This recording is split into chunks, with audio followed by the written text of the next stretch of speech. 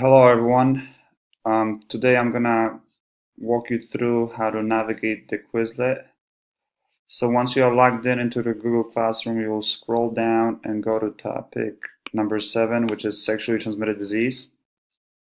You will see assignment 1, part 1, then you will see assignment 2 at Quizlet.